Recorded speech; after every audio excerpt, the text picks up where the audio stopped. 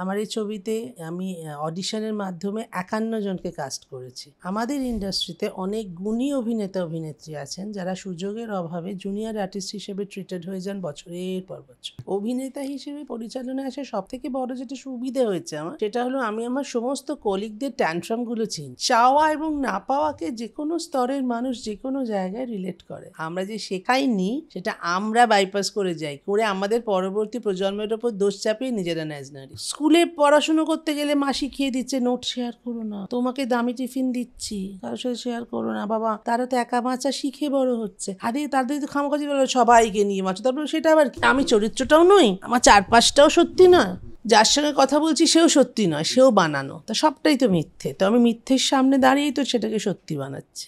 যদি এটাও মানো যে না আমি অন্যায় করছি, তার পেছনে তোমার একটা জাস্টিফিকেশন তো থাকে যে কেন তুমি অন্যায় করছো। সেটা কিন্তু একটা পজিটিভ জাস্টিফিকেশন যে এটা পাওয়ার জন্য, এটা করার জন্য আমি অন্যায়টা করছি। তার মানে কিন্তু অন্যায় বলো ন্যায় বলো সব কিছুর পেছনে একটা সত্যিই কাজ করে। যে মুহূর্তে আমি দর্শকের বিশ্বাসের উপর ভরসা হারাবো, আমার স্ক্রিপ্ট মেদপূর্ণ হয়ে যাবে। আমায় মেদহীন স্ক্রিপ্ট বানাতে গেলে আমায় বিশ্বাস করতে হবে যে আমার দর্শক বুদ্ধিমান দর্শক। আমি যে মুহূর্তে ক্রিয়েটার হিসেবে মেনে নেব যে আমার দর্শকের বুদ্ধি নেই বাবা, গোদা দর্শক বাবা, ওদের জন্য করো বাবা, দর্শক এক লাথি মেরে তোমায় ফেলে দেবে। Hello and welcome to soul connection podcast. আমি অরুণাভ খাসনবিশ, আপনাদের হোস্ট ফর দ্য পডকাস্ট। আজকে আমাদের গেস্ট হলো মানসী সিনহা।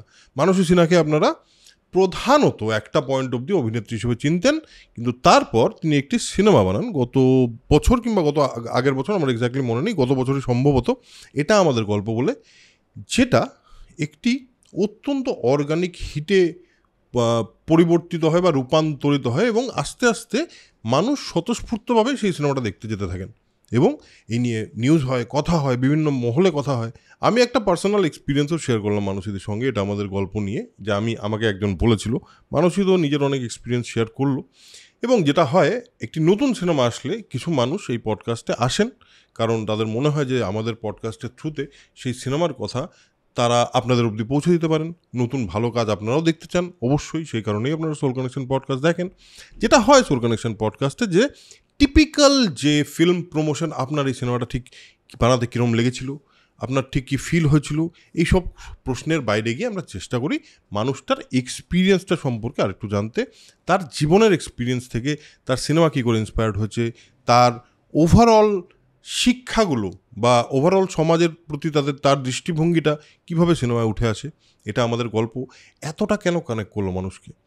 আর এই 5 নম্বর স্বপ্নময় লেন কিভাবে মানুষের খুব কাছাকাছি একটা সিনেমা হয়ে উঠবে বলে মানুষদের বিশ্বাস, এই পুরোটা নিয়ে আমরা আজ কথা বলেছি।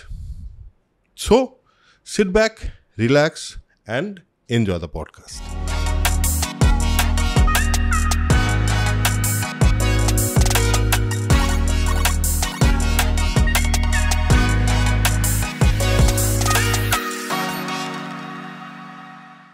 আজকে আমাদের সঙ্গে আছেন মানসী সিনহা।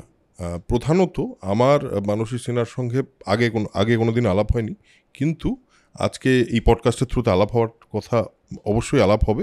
এবং তার সঙ্গে একটি ঘটনা, যে ঘটনাটার জন্য আজকে উনি আমার এই পডকাস্টে এসছেন, সেটা হলো একটি সিনেমা রিলিজ করছে খুব শিগগিরই, মানসীদির পরিচালিত। সোল কানেকশন পডকাস্টের একটা জিনিস তো প্রমিস করি যে সিনেমা সম্পর্কে তো জানতে ভালো লাগেই, একটা সিনেমার জার্নি সম্পর্কে জানতে সবসময় ভালো লাগে, একটা প্রসেস সম্পর্কে জানতে ভালো লাগে, তার সঙ্গে মানুষটা সম্পর্কেও আরেকটু জানার ইচ্ছা হয়, মানুষটাকে আরেকটু চেনার ইচ্ছা হয়। আজকের এই পডকাস্টে আলাপ করতে চাই মানসীদের সঙ্গে। So let's start the podcast. প্রথম কথা, মানসীদি, welcome to soul connection podcast. Thank you for coming. কেমন আছো? তুমি বললাম। হ্যাঁ, নিঃসন্দেহে আমি ভালো আছি। খারাপ আছি বললে অনেক বড় লিস্ট বলতে হয়, ভালো আছি বললে দুটো শব্দে মিটে যায়। একটি সিনেমা রিলিজ করছে 20 জানুয়ারি, আমার সেকেন্ড ছবিটা 20 জানুয়ারি না, 20 ডিসেম্বর। ইনফ্যাক্ট 20 ডিসেম্বর অনেকগুলো ছবি রিলিজ করছে, তার মধ্যে একটা। এই ছবিটা সম্পর্কে প্রথমে আমরা শুরুতেই ছবিটা সম্পর্কে একটু শুনি, যে এই সিনেমাটাতে কে কে আছে। সিনেমাটার নাম বলি? না, অবশ্যই নাম তো বলতেই হবে। সিনেমাটার নাম হচ্ছে 5 নম্বর স্বপ্নময় লেন। 5 নম্বর স্বপ্নময় লেন রিলিজ করছে 20 ডিসেম্বর।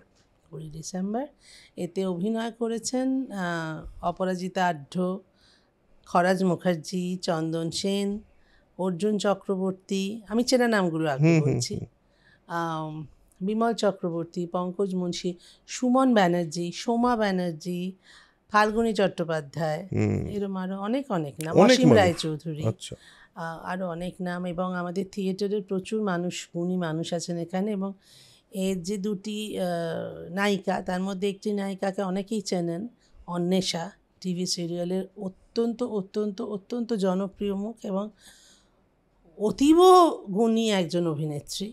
আর আরেকজন অভিনেত্রী হচ্ছেন পায়েল মুখার্জি, তিনিও আমাদের বাংলার অভিনেত্রী, তিনি সাউথে কাজ করেন বেশি, বাট বাংলার অভিনেত্রী। আর সেকেন্ড মেল যে লিড রোল, সেটা করছেন সায়ন সূর্য। আমার এই ছবিতে আমি অডিশনের মাধ্যমে 51 জনকে কাস্ট করেছি, তার মধ্যে সায়ন একজন। 51 জন? আমার এই ছবির কাস্টিং হচ্ছে 101 জন। আমি আর শুভঙ্কর যখন, আমার তো আগের ছবিটা শুভঙ্কর পরে টেক ওভার করেছে, অনেক ঝামেলা হয়েছিল, কিন্তু এটা আমার আর শুভঙ্করের ফ্রেশ ফার্স্ট, মানে আমার সেকেন্ড একসঙ্গে প্রথম থেকে শুরু করা ছবি, এটা প্রথম। তখন আমি আর শুভঙ্কর একটা আলোচনা করেছিলাম যে আমাদের ইন্ডাস্ট্রিতে অনেক গুণী অভিনেত্রী আছেন যারা সুযোগের অভাবে জুনিয়র আর্টিস্ট হিসেবে ট্রিটেড হয়ে যান বছরের পর বছর, অথবা হয়তো একটা সিনে একটা ডায়ালগের রোল পান। এটা আমি নিজে প্রত্যক্ষ করেছি আমার এত বছরের অভিনয় জীবনে। অনেক মানুষ, থিয়েটারের গুণী অভিনেত্রীকে আমি একটা সিনে একটা ডায়ালগ এসে বলতে দেখেছি, তারা বলেছেন শুরু তো করি, ওখানেই আটকে গেছেন। কারণ আমাদের ইন্ডাস্ট্রি তো ভীষণ স্ট্যাম্প করে দেয় যে একবার একটা সিনের একটা ডায়ালগের রোল করেছেন, তার পক্ষে বড় পাওয়া খুব চাপ। এবার তারা জানেন না, তারা ভাবছেন আমার এটা শুরু হবে, শুরুটাই শেষ হয়ে যাচ্ছে। এরকম আমি দেখেছি অনেক, সর্বক্ষেত্রে নয়, বাট অধিকাংশ ক্ষেত্রে। তো আমার খুব খারাপ লাগতো। আমি থিয়েটার থেকে উঠে আসামে, শুভঙ্করও তাই, থিয়েটারের ছেলে। তখন থেকে আমরা পরিকল্পনা করেছিলাম যে আমরা যখনই যে ছবি করব না কেন একসঙ্গে, আমাদের ছবিতে অনেক কাস্টিং থাকবে এবং আমরা অডিশনের মাধ্যমে সিলেক্ট করব। তো প্রথম এই ছবিটা 5 নম্বর করার আগে আমরা একটা অডিশন নিয়েছিলাম। অডিশন দিয়েছিলেন 750 জন, তার থেকে আমরা সিলেক্ট করেছি 105 জনকে। তার মধ্যে 51 জন আমাদের এই ছবিতে কাজ করছেন। আর মানে একদম ডিরেক্ট ফ্রম অডিশন 51 জন, বাকিরা আছেন পাইপলাইনে। এবং আবার সদ্য একটা অডিশন নিয়েছি, তাতে অডিশন নিয়েছেন 1359 জন অডিশন দিয়েছেন। তার থেকে আমরা এখনও শর্টলিস্ট করিনি, করে উঠতে পারিনি, সুযোগ পাইনি, রিলিজে গিয়ে এলো। জানুয়ারিতে শর্টলিস্ট করবো এবং এবার আমরা শর্টলিস্ট করবো আমাদের আগামী 3টে ছবির জন্য। বাবা, এটা একটা বড় ব্যাংক এবং এত এই আর্টিস্ট সিলেকশন করাটা, আমাদের এই ব্যাংকিং নিয়ে কিন্তু আরও অনেক ছোট ছোট হাউস কাজ করছেন। আমাদের এই ব্যাংকিং থেকে তারা আর্টিস্ট সিলেক্ট করছেন, এটা আমাদের কাছে একটা বিশাল বড় পাওনা। সত্যি পাওনা। কারণ এই যে ট্যালেন্ট নার্চার করা, এটাও তো একটা কাজ ইন্ডাস্ট্রির। একদম, আমার মনে হয় এটা খুব প্রয়োজনীয় কাজ। ঠিকই, ইন্ডাস্ট্রি ভালো অভিনেত্রী পাবে, ঠিক। এবং যখনই নতুন ভালো অভিনেত্রী পাবে, তখন দর্শকদেরও তো একটা নতুন কিছু পাওয়ার জায়গা থাকে না, যে একটা নতুন কাউকে দেখলাম। হাসি দর্শক জানে, ঠিক। আমি কিভাবে কাঁদি দর্শক জানেন, আমি কত হাসির ভ্যারিয়েশন দেবো, কত কান্নার ভ্যারিয়েশন দেবো। আমার জায়গার একটা ফ্রেশ মুখ আসুক, যে অচেনা হাসি হাসবে, অচেনা কান্না কাঁদবে। এবং একটা সবসময়ই টাইপ কাস্ট করার প্রবণতাও থাকে, যে একই ধরনের। ওটা না, ভাইসি ভার্সা, দর্শক দেখতে চান, ফলে নির্মাতারা বানাতে চান, মানে ব্যাপারটা গোল গোল হয়ে গেছে। সেইখানটা থেকে তো উভয় পক্ষকেই ভাঙতে হবে। একজন অভিনেত্রী হিসেবে আপনি তো শুরুর জার্নিটা তো অভিনেত্রী হিসেবে করেছেন থিয়েটার থেকে। থিয়েটারের তো বিভিন্ন রকম ইম্প্যাক্ট থাকে একজন অভিনেতার জীবনে, একজন মানুষের জীবনেও বটে। একজন মানুষকে বড় করে তোলার জন্যও তো থিয়েটারের একটা ভূমিকা থাকে। আপনার জীবনে অভিনেতা হিসেবে যে পরিচালনায় আসা, তাতে কি সুবিধার কি অসুবিধা ফেস করেছেন প্রথম ছবির ক্ষেত্রে? অভিনেতা হিসেবে পরিচালনায় আসা সব থেকে বড় যেটা সুবিধা হয়েছে আমার, সেটা হলো আমি আমার সমস্ত কলিগদের ট্যান্ট্রামগুলো চিনি, ট্যাকল করতে সুবিধে হয়েছে, নাম্বার 1। নাম্বার 2 হচ্ছে তারা সবাই আমার কলিগ এবং বন্ধু বলে হুম তারা কেউ সেই ট্যান্ট্রামগুলো আমায় শো করেননি। হুম আমার বন্ধু হয়েই আমার পাশে থেকে কাজটা করেছেন। সুবিধা নাম্বার 2। সুবিধা নাম্বার 3 হলো ফাইন্যান্সিয়ালি হাতে পায়ে ধরে বলেছি এত দিতে পারবো না রে, মেনে নিয়েছেন। সুবিধা নাম্বার 3, এটা মানে ভয়ঙ্কর সুবিধে, কারণ সত্যি ছোট হাউস, টাকা নেই বেশি। এইগুলোই অসুবিধে। বন্ধু, একটু তাড়াতাড়ি চলে যাবো রে আজ, না বলতে পারছি না। বন্ধু, দেখো ভাই আমি ভ্যান ছাড়া বসছি, আমার খুব কষ্ট হচ্ছে। আমি জানি ভ্যান ছাড়া বসতে কষ্ট হয়, এসি রুম হলেও আমি নিজেই তো জানি, আমি বুঝতে পারছি কষ্ট হচ্ছে, কষ্টটা দিচ্ছি, এটা ফিল করছি, এটা খারাপ লেগেছে, উপায় নেই কোনো। আবার তিনিও যখন দেখছেন যে এ পারবে না দিতে, গজগজ করছে, শটটা অসাধারণ দিচ্ছে, অদ্ভুত গিভ অ্যান্ড টেকের খেলা চলেছে, পাওয়া না পাওয়া, চাওয়া না পূর্ণ চাওয়া এবং সেই চাওয়া পূর্ণ না হওয়া, বাট আলটিমেটলি যেটা গিয়ে ঠেকেছে সেটা আমি গেনার। হুম ঠিক উল্টো দিকে, মানে আপনি যখন তুমি যখন বলছিলে যে ওই দিকটায় মানে মেকআপ ভ্যানে না থাকলে যে অসুবিধাটা হয়, সেটা তো তোমার এক্সপিরিয়েন্স করা অলরেডি। এবার তো উল্টো দিকটা, মানে আগের পুরোটা তো উল্টো দিকে ছিলে ওই দিকটায়, এবার এই দিকটায় দাঁড়িয়ে পুরোটা এদিকটা অবজেক্টিভলি হচ্ছে দেখতে আমার কোনো পাচ্ছ। মেকআপ ভ্যান নেই, ঠিক। আমার কোনো আলাদা ঘর নেই, আমার কোনো আলাদা টেবিল নেই খাবার জন্য, আমার কোনো ট্যান্ট্রাম দেখানোর জায়গা নেই। সবার আগে ঢুকতে হয়, সবার পরে বেরোতে হয়। ডিরেক্টর হওয়া ভীষণ চাপের। অভিনেত্রী মানসী সিনহা অনেক বেশি প্যাম্পার্ড হয় বাই ইউনিট, আর ডিরেক্টর মানসী সিনহা পুরো স্কুইজড হয়। কিন্তু সেটাই হওয়া উচিত, সেটা হলে তবে ভালো কাজ হয়। প্রথম আমি ডিরেক্টর হয়ে নিজের সুবিধার কথা ভাববো, ইউনিটের কথা না ভেবে। ঠিক যেমন কোনো বাবা বা কোনো মা যদি নিজের স্বার্থের কথা ভাবেন, ছেলে মেয়ের স্বার্থের কথা না ভেবে, তখন যে ব্লান্ডারটা হয়, এক্ষেত্রে একই ব্লান্ডার হয়ে যেতে পারে ডিরেক্টর যদি নিজের কথা ভাবেন। ঠিক একেবারেই তাই। প্রথম সিনেমা, প্রথম ছবিটা, এটা আমাদের গল্প, এইটা যখন তৈরি হয় তো প্রথম ভাবনাটা কোথা থেকে আসে যে আমি পরিচালনাটাও করবো, নাকি এটা অনেক দিনের ভাবনা? একেবারেই নয়। প্রথম আমার মা আমার পেছনে টিকটিক টিকটিক করতেন, তুমি ডিরেকশন দাও, তোমার মধ্যে ডিরেক্টর হওয়ার মতো মেটেরিয়াল আছে, আমি উড়িয়ে দিতাম। তারপর এটা আমাদের গল্প আমার মাকে শোনাবার পর আমি সব মাকেই আগে শোনাতাম। মামাইয়া বলেছিলেন যে এটা খুব ভালো ছবি হতে পারে। মানে আমার যদি কোনো বন্ধু ছবি করে, সিনিয়ররা কেউ তো আমার গল্প নিয়ে ছবি করবেন না, তো আমার কোনো বন্ধু যদি করে, বলেন তুমি করো, বললাম হা হা হা, হয়ে গেল। এই গল্পটা লিখেছিলে যখন কি জন্য লিখেছিল, মানে নিজে গল্প লিখতে ভালো লেগেছিল বলে হ্যাঁ, আমি লিখেছিলে? লেখালেখি করি তো, বেশ। গল্প লিখি, কবিতা লিখি, তো তার মধ্যে ওইখান থেকেই একটা গল্প। একটা গল্প, বেশ। এটা লিখে আমার খুব ভালো লেগেছিল, মাকে শুনি, সবই মাকে শোনাই, এটাও শুনিয়েছিলাম, 4-5 বছর আগের কথা। তারপর ওই শর্মিষ্ঠা বলল যে চল একটা ছবি বানাবো। তখন আমি মামাকে বলতে, মামাই বলে ওই ছবিটা বলো, ওটা তুমি ডিরেকশন দাও। দূর হয় নাকি, বা শর্মিষ্ঠা বললো না দে না, চল। এই করে ছবি শুরু হলো। তারপর তো দেখলাম ব্লান্ডার, তারপর তো টাকা পয়সা নিয়ে ওই সব গোলমাল হলো। যে ছেলেটি টাকা দিয়েছে তার অনেক ফাইন্যান্সিয়াল সমস্যা তৈরি হলো, সেটা মেটানোর জন্য সে আমার এগেনস্টে মিথ্যে ব্লেম দিল। তারপর কোর্ট কাছারি, হ্যাঁ সে অনেক অনেক অনেক ঘটনা। ছেড়ে দাও, সে যা হলো হলো। কিন্তু মাঝখান থেকে আমার ডিরেক্টর হওয়াটা হয়ে গেল, এবং হয়ে গিয়ে যেটা হলো সেটা আমি প্রথম ছবিতেই সব খারাপগুলো দেখে নিলাম, এবং অদ্ভুতভাবে আমি দেখলাম গোটা ইন্ডাস্ট্রি আমার পাশে আছে। এদিকে খারাপগুলো যেমন দেখলাম, তেমনি আমি দেখলাম ইন্ডাস্ট্রির আমার কলিগরা প্রত্যেকে আমার পাশে আছে। আমার সিনিয়র টেকনিশিয়ানরা, জুনিয়র টেকনিশিয়ানদের পেমেন্ট তাও ফেডারেশন 4 মাস পর আমায় নক করেছিল, কোভিড বলে 4 মাস ছেড়ে দিয়েছিল। আমার একটা বন্ধু অভিনেতা বা অভিনেত্রী, একজন বন্ধু আমার টাকা চায়নি ফোন করে, তারা সবাই বলেছিল তুই আছিস আমি টাকা পেয়ে যাব।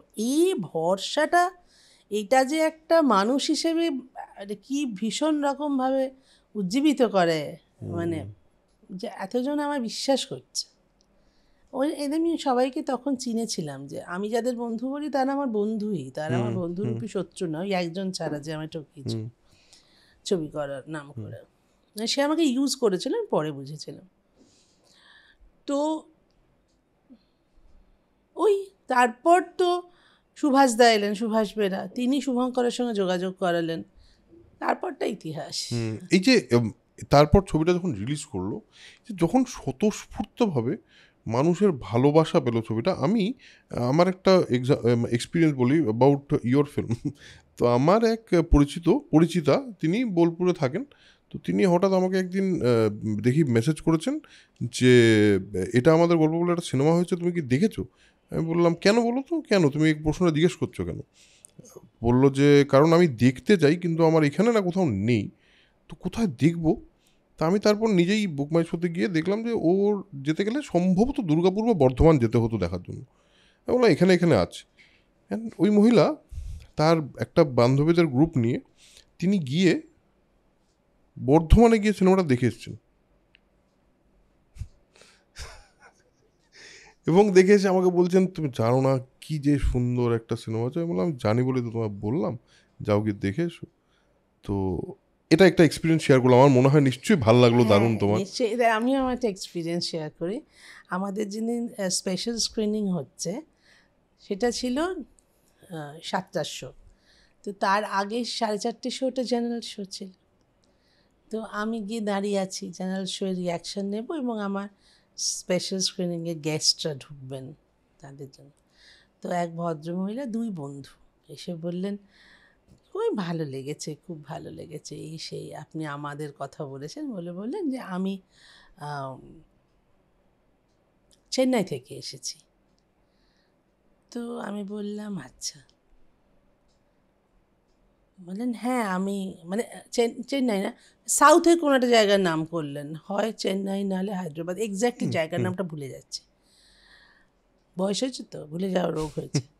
তো বলেছি আমি অনেকবার, অনেক ইন্টারভিউতে, এখন জায়গার নামটা মনে পড়ছে না, মোট কথা বাইরে থেকে।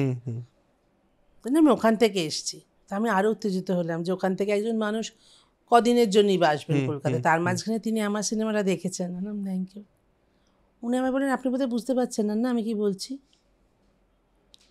আমি হ্যাঁ, মানে এর মধ্যে আলাদা করে কি বোঝার আছে, আমি খুশি, আই এম অনার্ড। বললো না আমি কালকে রাতের ফ্লাইটে আমি আর আমার বন্ধু চেন্নাই ওই জায়গা থেকে এসেছি।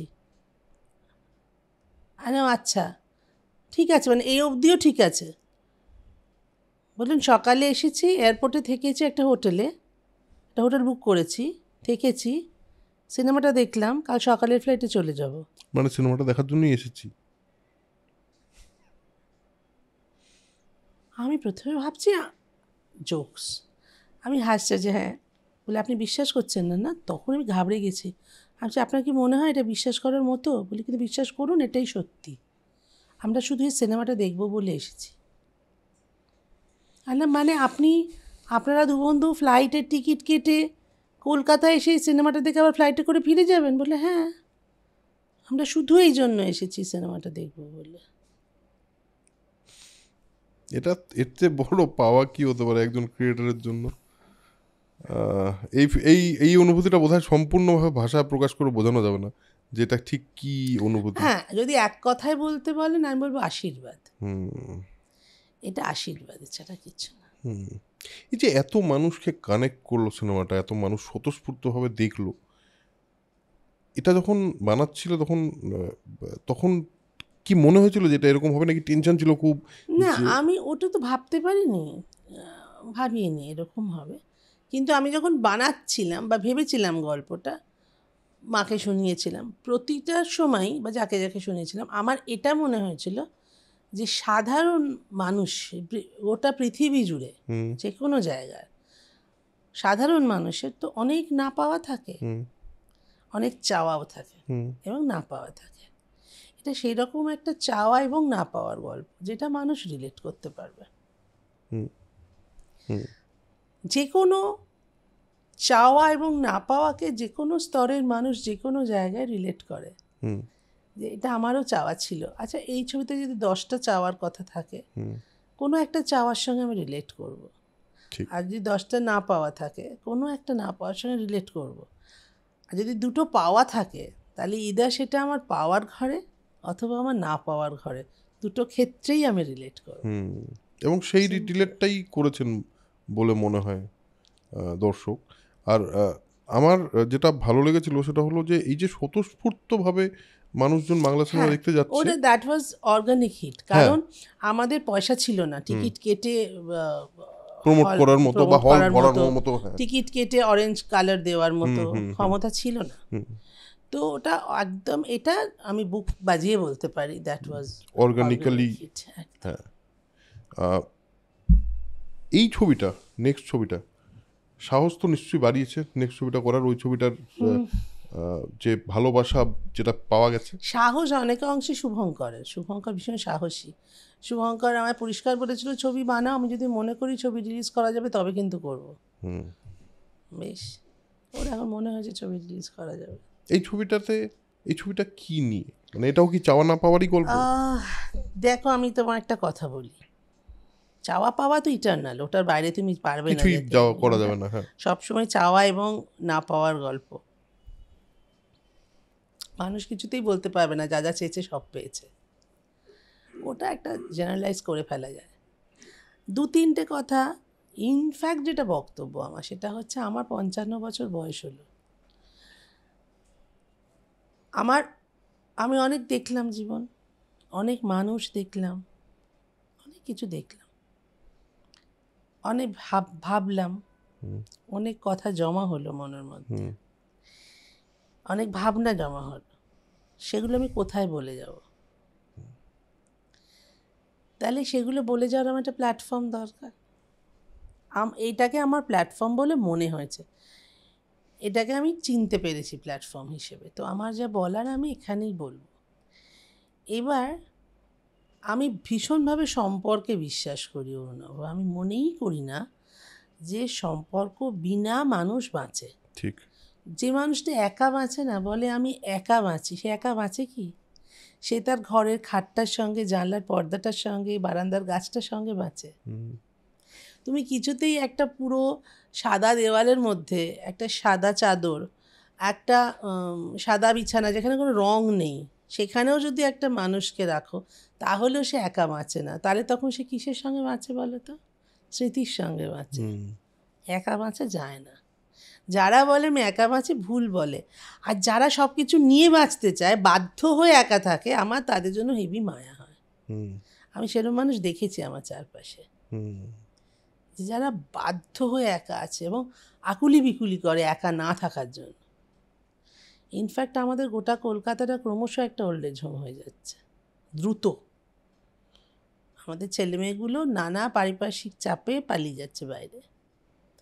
এবার বলো, আমরা কন্টিনিউয়াসলি জেনারেশনকে দোষ দিই না, যারা সেলফিশ, এরা ক্যারিয়ারিস্টিক, এরা বাবা মার কথা ভাবে না, এরা রুটকে ভুলে যায়।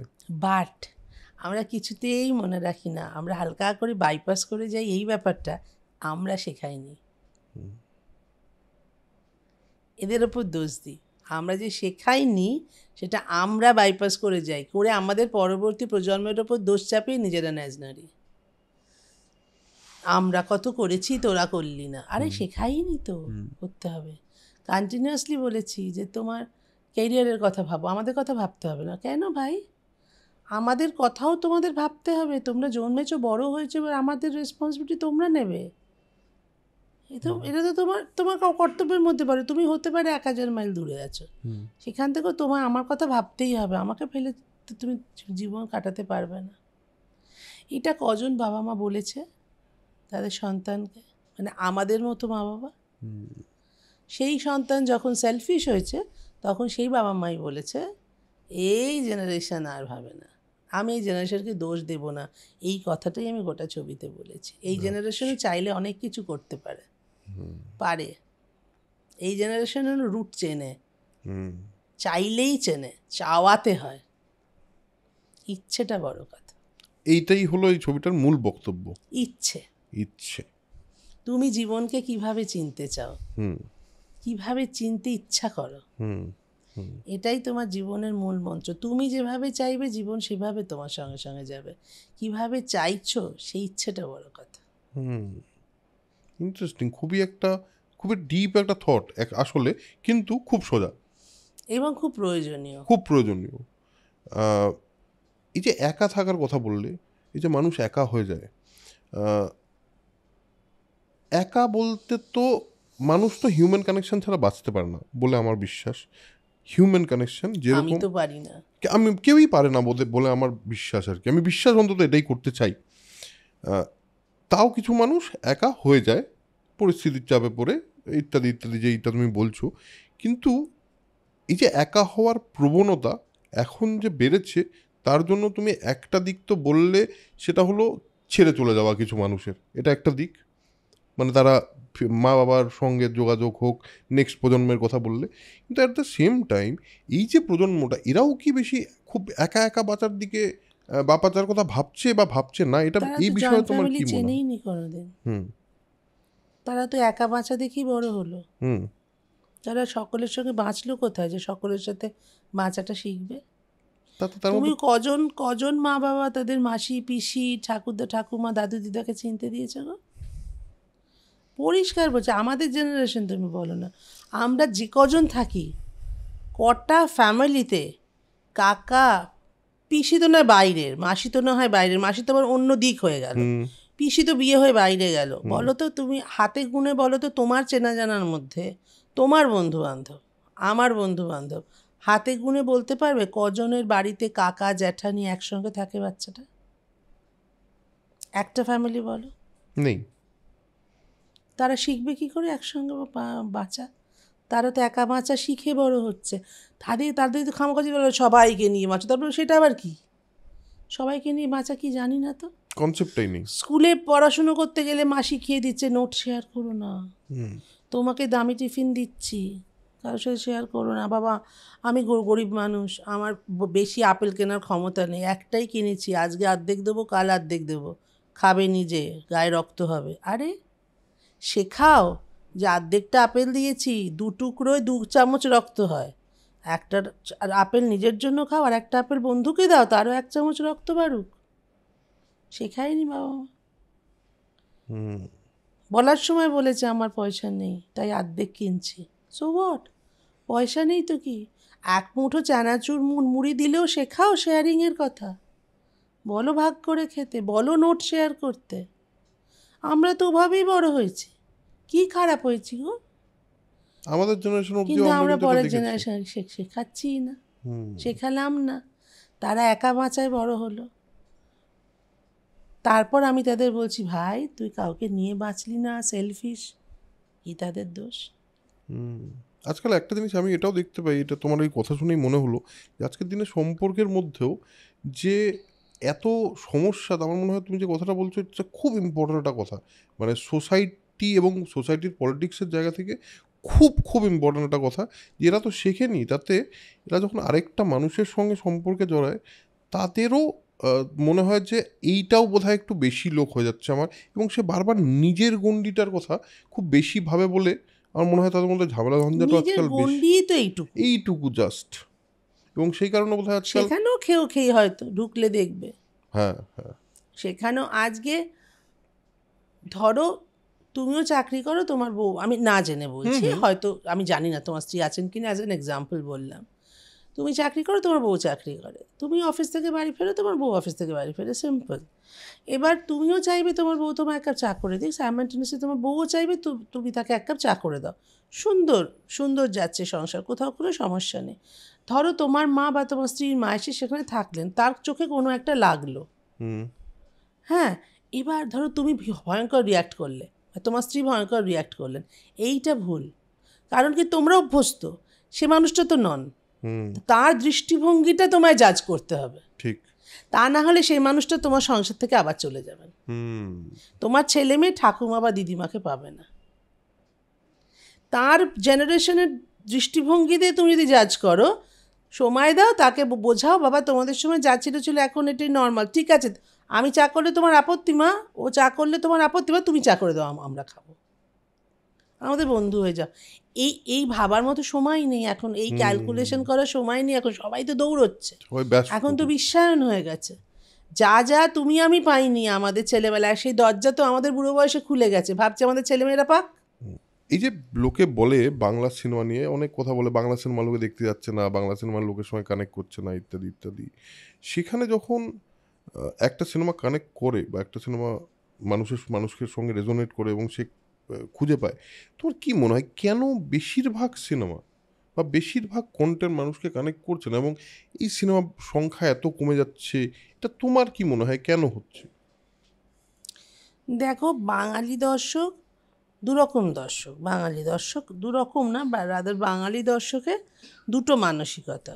এক মানসিকতা নিয়ে সে এন্টারটেইন হতে যায়, আর এক মানসিকতা নিয়ে সে গল্প শুনতে চায়।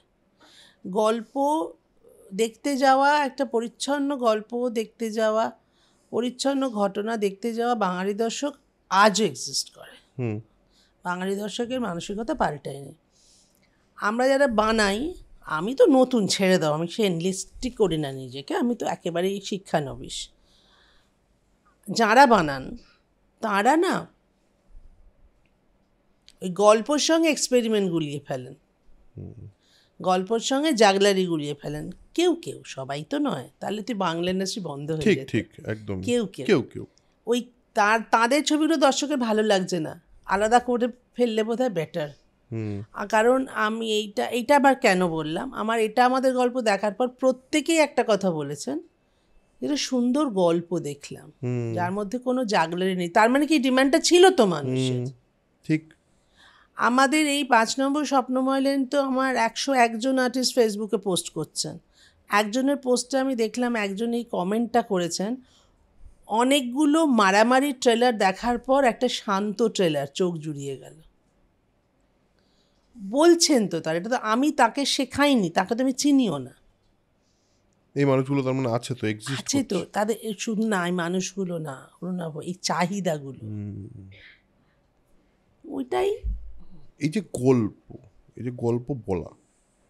গল্প বলার জন্য যে সিনেমার মাধ্যম, এবং গল্পটা সিনেমার মধ্যে দিয়ে বলতে হবে। তুমি তো একটা গল্প লিখলে, ধরো তুমি প্রথম যখন মনিটরের সামনে বসলে, যখন প্রথম মনিটরের মানে রোল ক্যামেরা অ্যাকশন কাট, আমরা যেটা অলরেডি এই রোল ক্যামেরা অ্যাকশন কাট নিয়ে আমরা কথা বলেছি, সেটা উড়ে গেছে কোনো একটা কারণে, এবং তাতে আমাদের খুব একটা কষ্ট, দুঃখ, রাগ, অভিমান বিভিন্ন জিনিস হয়েছে।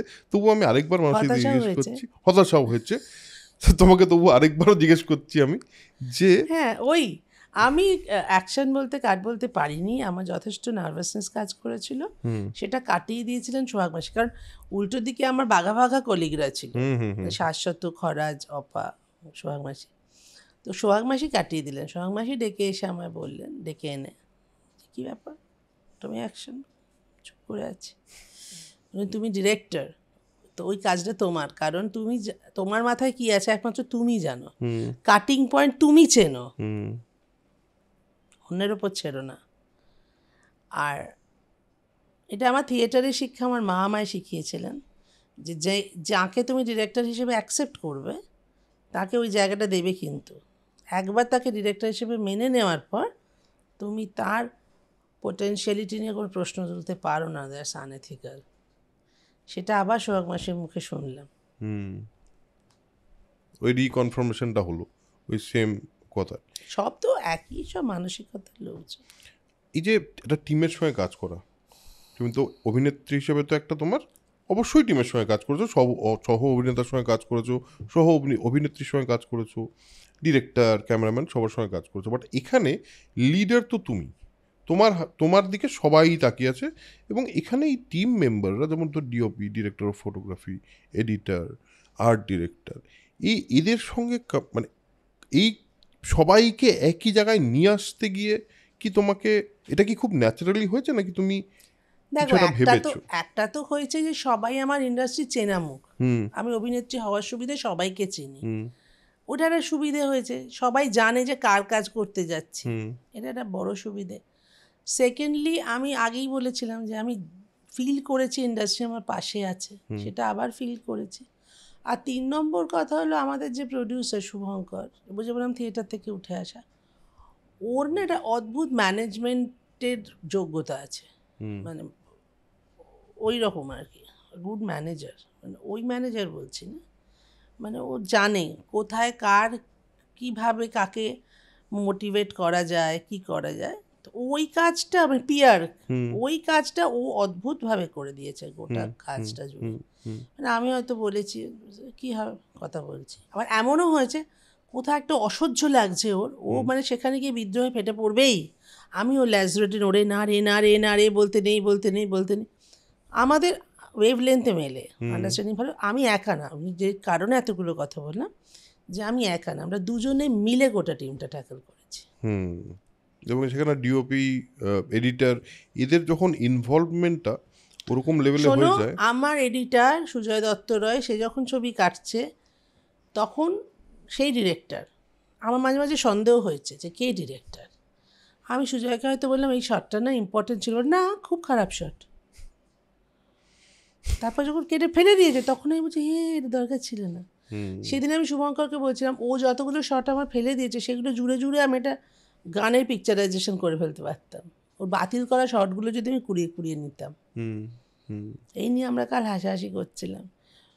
চিন্টু বলো, সৌভিক আমাদের ডিওপি, চিন্টু বলো, সুজয় বলো, প্রত্যেকে আমাদের সাউন্ড করেছে, সম্রাট, এডিট এফেক্টসের সবাই, তারা সবাই না এই কাজটা একদম নিজের বলে করেছে এবং এতটাই তারা ইনভলভড হয়েছে যে এটা এটা আমাদের টিম ওয়ার্কই হয়েছে। কিন্তু এটা আমার একার কাজ হলে এটা হতো না। আর টিম সিনেমা তো টিম ওয়ার্কই, মানে সিনেমার তো না সবাই অনেক সময় হয় না, সবাই বলে ডিরেক্টরের ছবি, না আমার যিনি চিফ বললাম টুটুলদাও টাক চুলকে চুলকে মানে না মানুষই মানুষ, এটা না মানে উনি ভাবতেই পারতেন বলবো কেন, আমি তো ডিরেক্টর নই। সত্যি সত্যি টিম ওয়ার্ক যে সেটা আমি ফিল করেছি।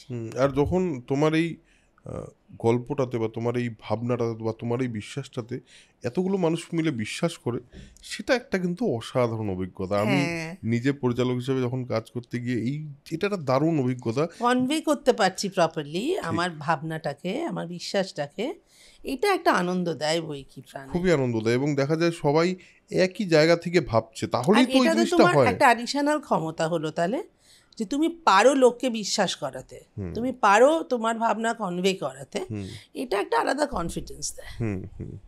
তুমি যখন একটা গল্প ভাবো বা এই স্বপ্নময় লেনের গল্প, যখন 5 নম্বর স্বপ্নময় লেনের গল্প যখন ভেবেছো, তখন কি তোমার মাথায় কোনো প্রথমেই কাস্টিং আসে, নাকি কাস্টিং প্রসেসটা তুমি যেরকম অডিশনের মধ্যে দিয়ে বললে সেইভাবে করো? আমার চরিত্ররা আসে, আমি আর্টিস্ট ভাবি না। আর্টিস্ট ভাবো না, তারপরে একটা প্রসেস দিয়ে যাও কাস্টিং এ। একদম অন্তত এটা আমাদের গল্প বা এটা করার সময়ও হয়নি।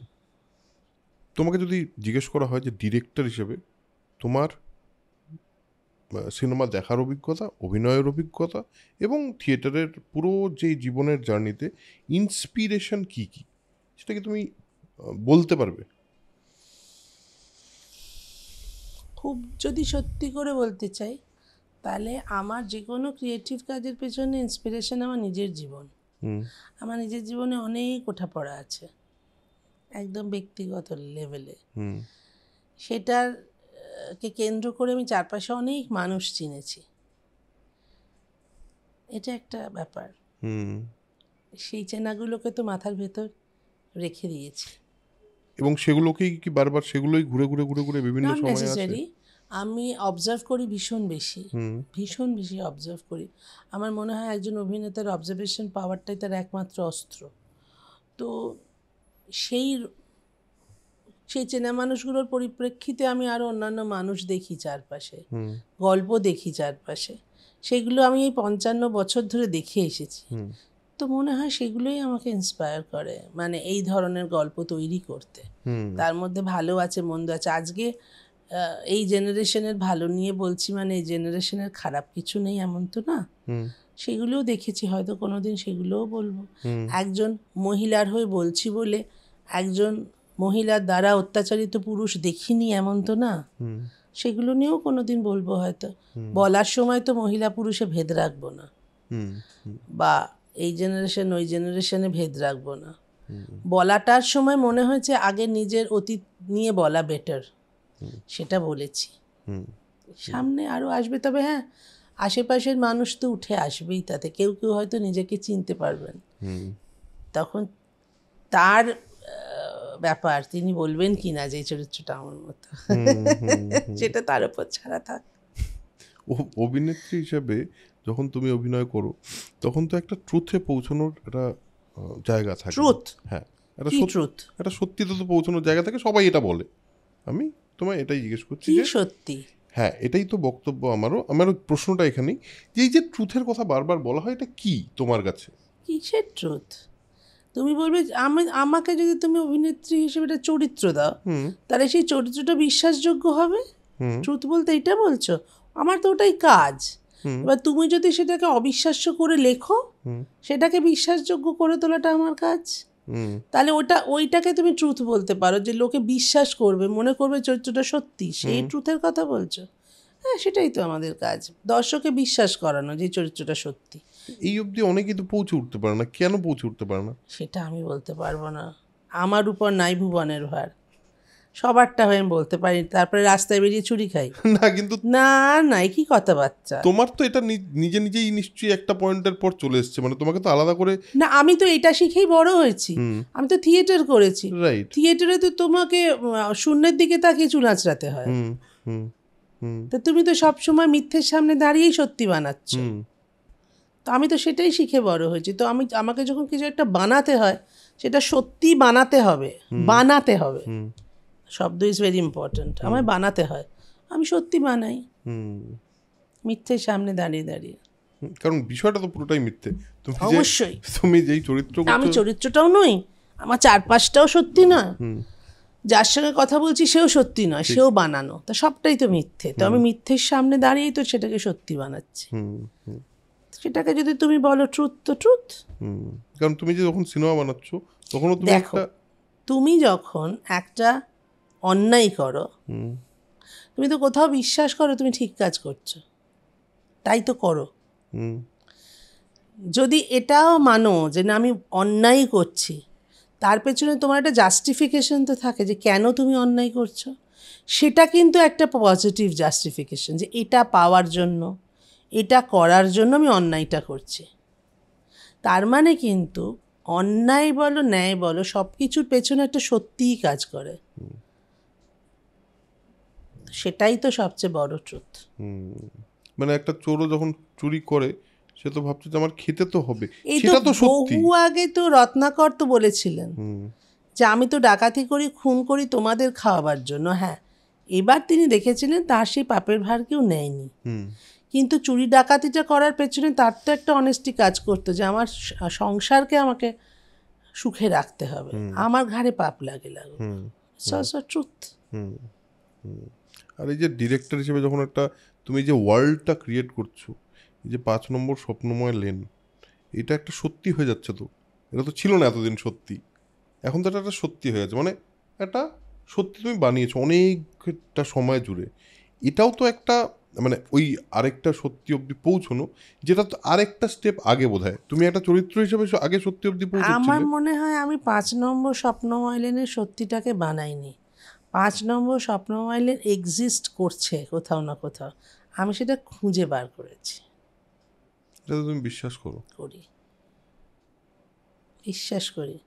আমি অবিশ্বাসের জায়গা থেকে কিছু কথা বলি না, কিছু কমিট করি না। আর যে কোনো ক্রিয়েশন তো টাইপ অফ কমিটমেন্ট।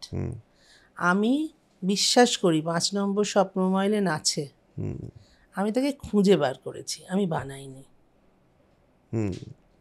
এইটা মানে সাধারণভাবে দেখতে গেলে একরকম, আর আমি যেভাবে ভাবতে চাই, মানে বুঝতে চাইলাম, সেটাতে আমার মনে হলো এটার সঙ্গে খুবই, এটা একটা জিনিস আমার রিসেন্টলি মনে হওয়া শুরু হয়েছে, যে বোধহয় খুব বেশি মানুষ কিছু করে না। একটা ঘটনা জাস্ট ঘটে যায় থ্রু সাম টাইম কিছু মানুষের দ্বারা, এটা আমার একটা পার্টিকুলার টাইমে কেউই কিছু করে না, সবটাই ঘটে। ওই ঘটমান চলমান জায়গা থেকে তুমি কতটা নিতে পারছো, সেটা তোমার ক্যারিশমা। আর এই যে এই ঘটনাটা ঘটে, বা যে কোনো একটা জিনিস ঘটার পর যখন অনেক মানুষের সঙ্গে রেজোনেট করে, তোমার কি মনে হয় যে এটার পেছনে, বা একটা মিডিয়াম হিসাবে আমার মধ্যে দিয়ে যদি কিছু ঘটার হয়, তাহলে মিডিয়াম হিসাবে আমার কাজ আমাকে খুব খুব সৎ রাখা, এটাই আমি যেটা বলতে চাইছি সেটা আমায় বিশ্বাস করে বলতে হবে, সিম্পল। আমার ভেতরেই অবিশ্বাস আছে, আমি মানতে পারছি না, তবু আমায় বলতে হবে। তোমার না পারাটা ধরা পড়ে যাবে, এবং সেটা তোমার কম্প্রোমাইজেশন ধরা পড়ে যাবে। তোমার বিশ্বাসের সঙ্গে কম্প্রোমাইজ করলে তো তুমি ক্রিয়েটিভ কাজ কিছু করতে পারবে না। তোমার যদি ভাতটাও রাঁধতে হয়, তাহলে ফ্যান গালার আগে তোমায় বিশ্বাস করতে হবে যে ভাতটা সেদ্ধ হয়েছে। তবেই তুমি ফ্যানটা গালবে। অবিশ্বাস নিয়ে ফ্যান গাললে ওটা সেদ্ধ নাও হতে পারে। সবসময় চেক না করলেও হয়, বিশ্বাস করলেও সত্যি সেদ্ধ হয়ে যায় অনেক সময়। ওই বিশ্বাস না, মানে আমাকে বিশ্বাস করতে হবে যে হ্যাঁ ভাতটা সেদ্ধ হ্যাঁ হয়েছে। হ্যাঁ, সেটাই একেবারেই তাই, কারণ আমি জানি যে এই টাইমে ভাতটা সেদ্ধ হয়ে হ্যাঁ যায়। হ্যাঁ হ্যাঁ হ্যাঁ, তাহলে ওইটা তোমার জ্ঞান। ওই জ্ঞানটা দিয়ে ওই বিশ্বাস, এটা তো লজিক, ফিলোসফি, ফ্যালাসি। একেবারেই তাই। তোমার জ্ঞান দিয়ে তোমাকে বিশ্বাসটাকে রিক্রিয়েট করতে হবে আবার, যে হ্যাঁ যেহেতু এটা সেহেতু এটা। বা তুমি যদি ওটা নাই জানো যেহেতু এটা, তো সেহেতু এটাই তুমি কনফিউজড। আর সেই কারণে ওই বাধা একটা প্রাপ্ত হয়ে যায়। যেমন আমরা যখন স্ক্রিপ্ট লিখি বা গল্প লিখি বা অভিনয় করি, তুমি দেখবে, ধরো কেন কাপটা নাও, অরুণাভ কাপটা নিল, শট নাম্বার 1, কাপটা দাও। আমি কাপটা হাতে নিলাম, দর্শক তো দেখে নিয়েছে তুমি কাপটা নিলে। এবার ধরো আমি স্ক্রিপ্টে বললাম, একটু আগে এই কাপটা আমি অরুণাভর হাতে দিলাম, অরুণাভ ডান হাত বাড়িয়ে কাপটা নিল, তারপর কাপটা দেখে বললো কি সুন্দর। ওই যে আমি অরুণাভকে কাপটা দিলাম, অরুণাভ ডান হাত বাড়িয়ে কাপটা নিল, আমার চোখে মনে হয় এটা এক্সট্রা। আমি দর্শককে অবিশ্বাস করছি, দর্শকের মনে থাকবে এটা আমি ভরসা করছি না। আমি যদি স্ক্রিপ্ট রাইটার হই, তাহলে আমি তোমার বলবো অরুণাভ কাপটা নাও, নিলে, শট শেষ, দাও কাপটা দাও। পরের শটে এই ক্যারেক্টারটাকে দিয়ে বলাবো অরুণাভ বললো কাপটা খুব ভালো। আমি বিশ্বাস করবো যে দর্শকের মনে আছে। যে মুহূর্তে আমি দর্শকের বিশ্বাসের উপর ভরসা হারাবো, আমার স্ক্রিপ্ট মেদপূর্ণ হয়ে যাবে। আমায় মেদহীন স্ক্রিপ্ট বানাতে গেলে আমায় বিশ্বাস করতে হবে যে আমার দর্শক বুদ্ধিমান দর্শক। আমি যে মুহূর্তে ক্রিয়েটার হিসেবে মেনে নেব যে আমার দর্শকের বুদ্ধি নেই বাবা, গোদা দর্শক বাবা, ওদের জন্য করো বাবা, দর্শক এক লাথি মেরে তোমায় ফেলে দেবে। আমি বুদ্ধিমান নই, এক লাথি, ফ্লপের পর ফ্লপ। বিরাট, তুমি একটা সার কথার মতো একটা যে লাইন বলে দিলে, যেখানে মেদ কিভাবে তৈরি হয় সেটা খুব পরিষ্কার। দর্শককে অনেককে আমি বলতে শুনেছি, বাবা দর্শকের অত বুদ্ধি নেই, গোদা করে বলো। কে বলেছে হে? দর্শকের যদি বুদ্ধি না হয়, যদি গোদা করে বলাটাকে তাকে দিতে হয়, দিনের পর দিন এতগুলো ছবি ফ্লপ করে না। ঠিক। দর্শকের চার ফট, এক কথা বার বার বার বার, এই তো দেখলাম আবার। আর আমি বানিয়েছি এটা ভেবে যে দর্শক বুঝতে পারবে না। একদম। লে তুমি যার সঙ্গে কথা বলছো এটা ভেবে বলছো সে কিছু বুঝবে না। বোকাটাকে অ্যাকচুয়ালি বোকাটা কে? ক্রিয়েটাররা বোকা। চার ছবি ফ্লপ করছে, আসলে সে নিজে কিন্তু বোকা, দর্শকের দোষ দিচ্ছে না, একেবারে। এটা আমি রিসেন্টলি একটা কার পডকাস্টে নিয়ে কথা হচ্ছিল যে দর্শকের কোনো দায় নেই। দর্শক ছেড়ে দাও না অরুণাভ, তোমার বাড়ির বাচ্চাটাকে তুমি যদি ভালো ভাত রান্না করে না দাও, সে খেতে আসবে? একদম আসবে না।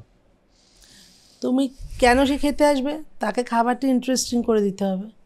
খাবারটা তুমি ইন্টারেস্টিং কখন করে দিতে পারবে? যখন তুমি জানতে চাইবে সে কি খেতে ভালোবাসে। ঠিক। তুমি আলু সেদ্ধ ভাত খেতে ভালোবাসো, দিনের পর দিন আলু সেদ্ধ ভাত প্যালেটেবল করে মেখে ঘি ছড়িয়ে পেঁয়াজ কুচো দিয়ে পাশে কাঁচা লঙ্কা দিয়ে তুমি তাকে দিচ্ছ এবং চমকে যাচ্ছ এই খাবার খাচ্ছে না। আরে আগে দেখো তার ভালো লাগে কি না। এবার 5টা বাচ্চা, 1 প্লেট খাবার, তাহলে 5টার 5 রকম পছন্দ তো তোমায় দিতে হবে। তুমি ভাবলে একজনের পছন্দ দিয়েছি, বাকি 4 জন ওটার মধ্যে শেয়ার করবে কেন? একজন খাবে, বাকি 4 জন চলে যাবে হোটেলে গিয়ে খাবে, বাংলা ছবি না দেখে হিন্দি ছবি দেখছে। সিম্পল। আমার আরেকটা জিনিস মনে হয় যদি যে ইমোশন এমন একটা জিনিস যেটা প্রত্যেকটা মানুষের মধ্যে আছে। প্রত্যেকটা মানুষের মধ্যে সে দুঃখ, কষ্ট, বেদনা, হাসি, কান্না সব কিছুর মধ্যে দিয়ে সে যায়। কিন্তু কোনো ক্রিয়েটার যদি, প্রত্যেকটা মানুষের মধ্যে এটা আছে, মানে প্রত্যেকটা মানুষের মধ্যে তুমি যেটা বলছিলে, প্রত্যেকটা বাচ্চার মধ্যে খিদেটা তো আছে, তারা খেতে তো চায়, তুমি দিতে পারছো কিনা সেটা অন্য ব্যাপার। ইমোশন যদি কারোর সঙ্গে কানেক্ট করে যায় তাহলে তো সেটা প্রচুর মানুষের প্রিয় খাবার। কারণ ইমোশন তো মানুষের, সে তো তুমি প্রথমেই জেনারেলাইজ করা যায়, জেনারেলাইজ করার মতো একটা পয়েন্ট, একটা অঙ্গ মানুষের জীবনে সবার আছে। যেটা তুমি বলছো না পাওয়ার কথা, চাওয়া আছে, না পাওয়াও আছে। কেউ যদি বলে আমার নেই, সে মিথ্যেবাদী। সে মিথ্যেবাদী, একেবারেই তাই। এখনো ওয়ান ওয়ার্ড স্টেটমেন্ট, সে মিথ্যেবাদী। ওয়ান লাইন স্টেটমেন্ট, সে মিথ্যেবাদী। এবং যখন আমরা দেখেছি সারা পৃথিবীর ইতিহাসে যখন মানুষের সঙ্গে ইমোশন কানেক্ট করেছে, সেটা যে কোনো সিনেমাই, পৃথিবীতে যাবতীয় ঘটনা ঘটেছে ইমোশনের উপর বেস করেই তো, পুরোটাই তো। সবটাই তো ওই চাওয়া আর না পাওয়া। যখন কানেক্ট করেছে এখানে এসে, তখন লোকে গিয়ে দেখেছে এটা আমাদের গল্প যেভাবে দেখেছে, ঠিক আশা করি স্বপ্নমহল এনো, 5 নম্বর স্বপ্নমহল এনো, সেইভাবেই লোকে গিয়ে প্রেক্ষাগৃহে দেখবে। এবং আমি যতবার এটা আমাদের গল্পর হল ভিজিট করতে গেছি শুভঙ্কর আর আমি মিলে, ম্যাক্সিমাম মানে পাগলের মতো দৌড়তাম দর্শক রিয়াকশন জানার জন্য। প্রত্যেকেই বলেছেন পরেরটা কবে, পরেরটা কবে। সেজন্য পরেরটা বানানো হয়েছে।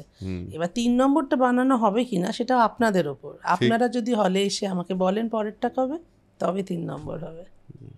এবং এই পডকাস্টের থ্রুতে আমি যেটা মানুষের দিকে যতটুকু চিনতে পারলাম, যে আলাপটা তোমার সঙ্গে হলো, তাতে একটা জিনিস তো বুঝতে পারলাম যে যেই মানে গল্প বলার যে একটা অনেস্ট ইচ্ছা বা অনেস্ট জায়গা, সেইটা কোথাও একটা মানুষ যদি খুব খুব ক্লিয়ারলি স্টেট করতে পারে, তো যে সেটা পারে সে সিনেমাটাও ওই রকমই বানাতে পারে। যেই কারণে এটা আপনাদের গল্প আপনাদের ভালো লেগেছে। এবং মানুষ যেটা বললো, থার্ডটা মানে আরও ভালো ভালো সিনেমা পেতে হলে এটাও তো দেখতে হবে, খুব স্বাভাবিক, কারণ কানেক্ট তো করবেই।